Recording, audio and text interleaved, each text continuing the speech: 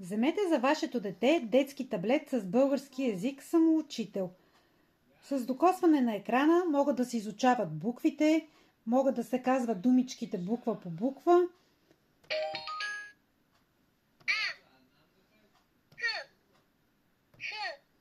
Повтори думичката с мен. Маймуна. Елха. Хайде, намери къде е Ч.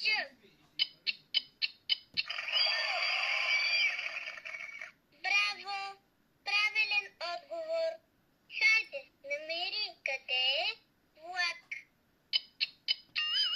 Грешен отговор. Опитай пак. Хайде, намери азбуката пея. Играчката развива различни умения като математическа способност, обогатяване на речника, правилен изговор, музикален талант и други.